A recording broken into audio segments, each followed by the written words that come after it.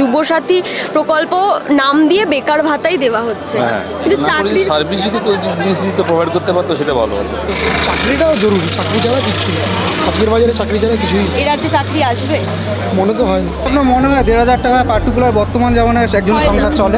IT sector হলে যারা বেকার আছে তারা কাজ পাবে। দেখুন, রাজ্যের একটা প্রকল্প চালু করা হয়েছে এবং সেই প্রকল্পের মাধ্যমে পশ্চিমবঙ্গের যে কঙ্কালসার চেহারাটা সেটা বাইরে বেরিয়ে পড়েছে। আমি কি নিয়ে কথা বলছি? আমি কথা বলছি গত 48 ঘন্টায় 13 লক্ষ আবেদন জমা পড়েছে যুব সাথী প্রকল্পে। কে এই প্রকল্প চালু করেছে? এই রাজ্যের মুখ্যমন্ত্রী মমতা বন্দ্যোপাধ্যায় এই প্রকল্প চালু করেছে। 5ই ফেব্রুয়ারি যে অন্তর্বর্তী বাজেট পেশ হয়েছে সেখানে যুবসাথী প্রকল্পে কি বলা হয়েছে যে 21 থেকে 40 বছর বয়সী যারা রয়েছে, যারা চাকরি পায়নি এখনো পর্যন্ত, তাদের মাসিক 1500 টাকা করে দেওয়া হবে।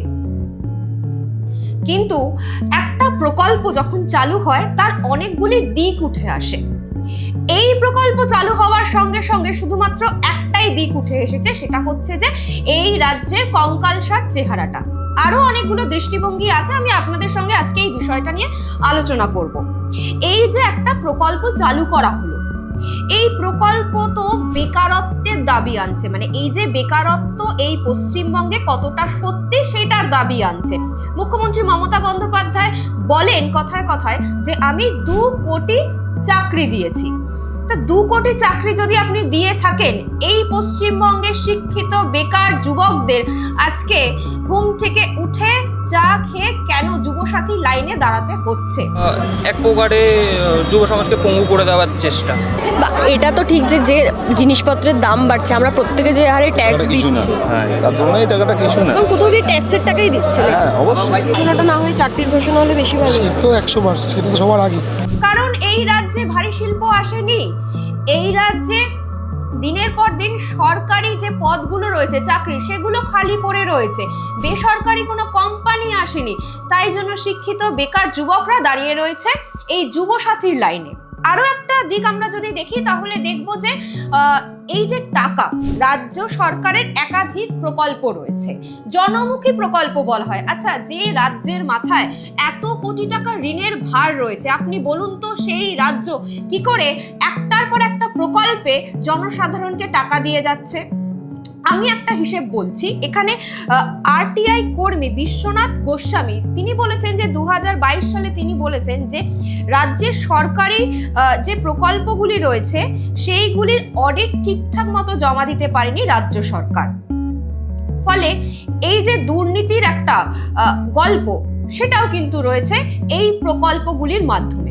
আবার আপনি দেখুন, এই যে নতুন একটা ঝকঝকে ব্র্যান্ডিং করা হয়েছে যুবসাথী প্রকল্পের, একটু যদি আপনি ফিরে যান পেছনের ইতিহাসে তাহলে দেখবেন যে 2013 সালে একটা প্রকল্প চালু করেছিল রাজ্য সরকার, যার নাম যুবশ্রী প্রকল্প। পরিকাঠামো কিন্তু একই, যেটা 2017 বা 18 নাগাদ এসে বন্ধ হয়ে যায়। সেটাকেই আবার নতুন একটা ব্র্যান্ডিং করে যুবসাথী প্রকল্প বলে নতুনভাবে 2026-এর বিধানসভা ভোটের আগে চালু করা হলো। খবরে দেখবেন, আপনারা ফেসবুক স্ক্রল করতে গিয়ে দেখবেন যে তৃণমূলের যারা নেতা নেত্রী মুখপাত্ররা আছে তারা ভীষণ গর্বের সঙ্গে বলছেন যে 2 দিনে এত লাখ ফর্ম ফিল আপ হয়েছে, মাননীয় মুখ্যমন্ত্রী মমতা বন্দ্যোপাধ্যায়ের ডাকে যুব সমাজ সাড়া দিয়েছে। এটাকে তারা সাফল্য হিসেবে ধরছে। এটা কি আদৌ সাফল্য? আপনি যদি দেখেন যে গত 48 ঘন্টায় 13 লক্ষ আবেদন জমা পড়েছে যুব সাথী প্রকল্পে। আচ্ছা, এটা তো নাই হতে পারতো, হতেই তো পারতো যে 2026-এর বিধানসভা ভোটের আগে মুখ্যমন্ত্রী মমতা বন্দ্যোপাধ্যায় সরকারি চাকরির বিজ্ঞপ্তি জারি করলেন। সরকারি যেখানে যেখানে খালি রয়েছে, বহু জায়গায় আমরা জানি যে নিয়োগ হয় না, কর্মী নিয়োগ হয় না। আজকে শিক্ষিত বেকার যুবক যারা রয়েছে পশ্চিমবঙ্গের বুকে, তারা সকালবেলা উঠে ফর্ম তুলতে যেত, চাকরির ফর্ম, সেটা কিন্তু হয়নি। তাদেরকে জোর করে ভাতার লাইনে দাঁড় করানো হয়েছে এই রাজ্যে। আরো একটা দিক আমরা যদি দেখি, এই রাজ্যে এই যে এত গর্ব, এই প্রকল্প নিয়ে এত গর্ব, সেই গর্ব কিন্তু আসলে প্রত্যেকটা শিক্ষিত যুবকের অপমান। একজন পিএইচডি স্কলার তিনি কিসের জন্য আবেদন করছে জানেন? ডোমের জন্য আবেদন করছেন। এমফিল করে বাড়িতে বসে রয়েছে, পশ্চিমবঙ্গে তার চাকরি নেই। এদিকে মুখ্যমন্ত্রী মমতা বন্দ্যোপাধ্যায় বলেন যে আমার রাজ্যে শিক্ষার হার বাড়ছে।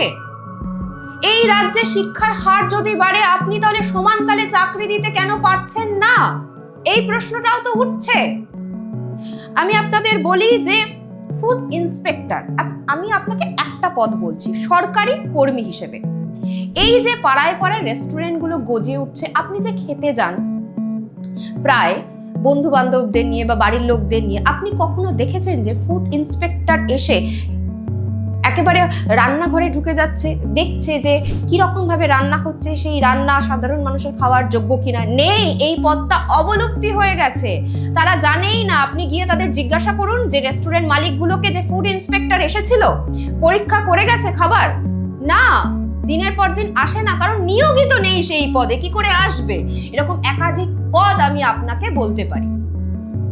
তাছাড়া আপনারা দেখবেন যে জবে থেকে শুরু হয়েছে এই প্রকল্প, চোপড়ার মতো বেশ কিছু জায়গায় সংঘর্ষের খবর পাওয়া গেছে। কি নিয়ে মারপিট হচ্ছে না, 1500 টাকা নিয়ে মারপিট হচ্ছে। কে আগে ফর্ম তুলতে পারে, কে আগে ফর্ম জমা দিয়ে ওই 1500 টাকা প্রত্যেক মাসে পেতে পারে। তাহলে এই যে আমি আপনাদের এতগুলো দৃষ্টিভঙ্গি বললাম যুব সাথী প্রকল্পে, আপনার একবারও মনে হলো যে এই রাজ্যে যুব সাথী প্রকল্প 2026 বিধানসভা ইলেকশনের আগে মাস্টার স্ট্রোক হতে চলেছে শাসক দলের জন্য? আপনি নিজেকে প্রশ্ন করুন, আপনি আপনার বাড়ির চারপাশের যুবকদের প্রশ্ন করুন, একটাই উত্তর আসবে না।